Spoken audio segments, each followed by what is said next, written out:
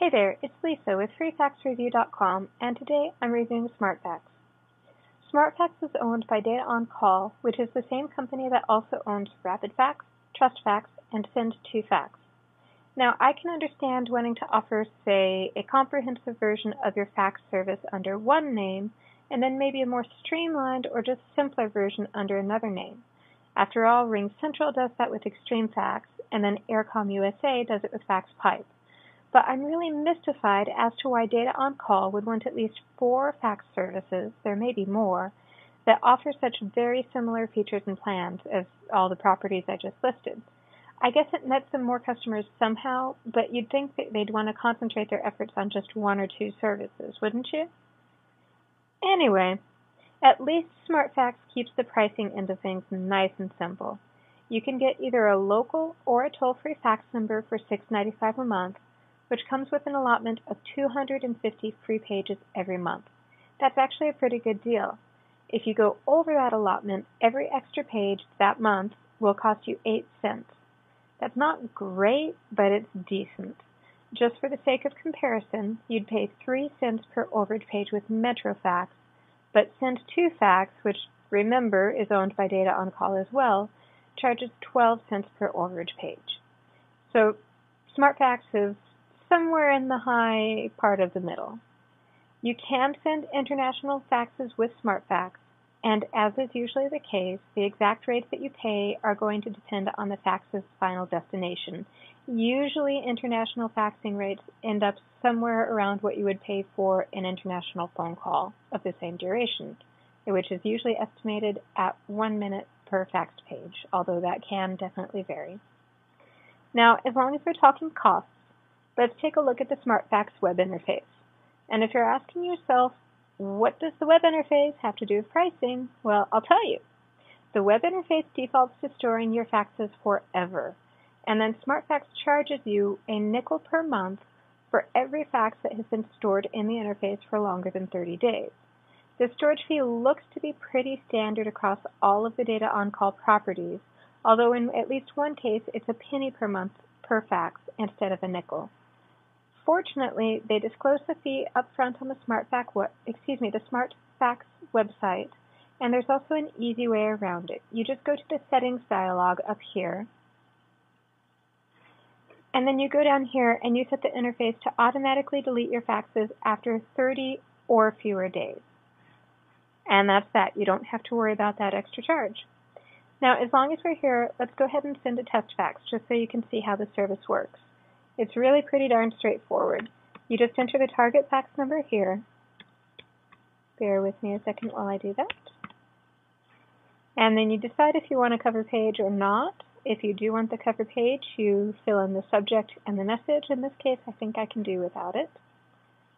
And then you attach the files that you want to serve as the actual fax content. And in this case, I'll just send myself a picture of a bear print in the mud that I took a few years ago. And you click Send Fax, and off it goes.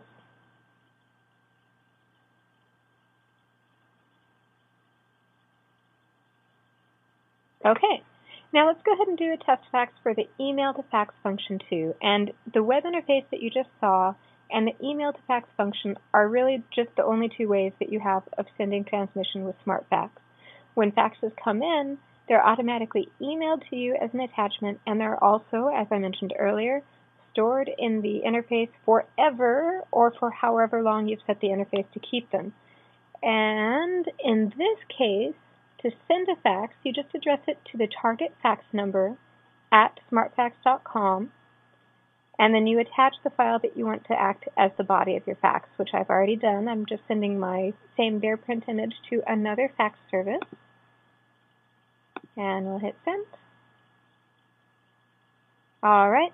And I should be getting email confirmations for those faxes that I sent in just a minute or 2, so I'm going to go ahead and pause the video while I wait for those, and once they're in, I'll come back and show you how it all worked out. Okay, I'm back, and as you can see, I have a whole lot of emails to go through here, so let's see if I can break down what happened. Right here is the confirmation for the test fax that we sent through the web interface. And this is just SmartFax telling me, hey, the fax got to where it was going. So we'll clear that one out of the way. And right here is the service that I sent that web interface fax to, MetroFax, telling me, hey, the fax got here. So we have confirmation from both ends that that worked just fine. It took, I'd say, a minute or two, all things considered, at the most, for the transmission to go through. That's not the fastest I've ever seen, but it's a very decent transmission time.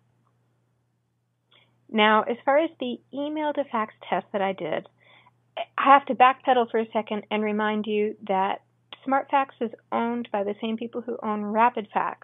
And because of that, when you send an email to fax transmission, the email you get back actually comes from RapidFax, even though you sent it to the SmartFax address. And this is RapidFax or SmartFax, whichever you prefer, telling me that it has received the email for transmission. Here they are telling me that the email has been successfully transmitted.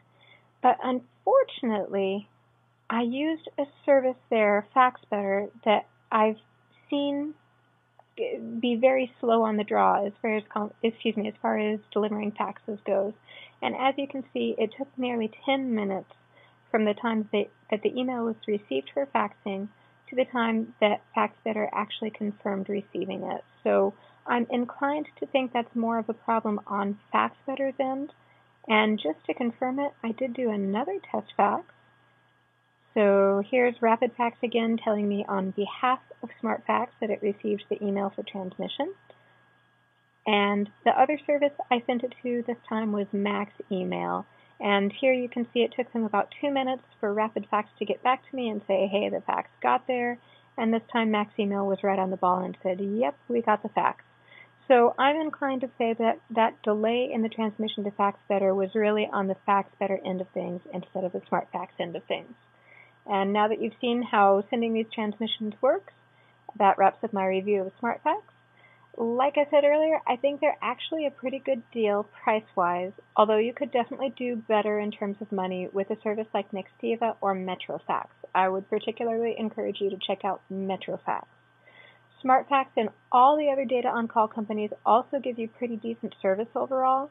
It's not the fastest I've seen, and there aren't really any great spiffy features to recommend them over the others, but when it comes to providing basic online fax service, they do the job just fine. So if that's what you're looking for, then SmartFax might be the right plan for you.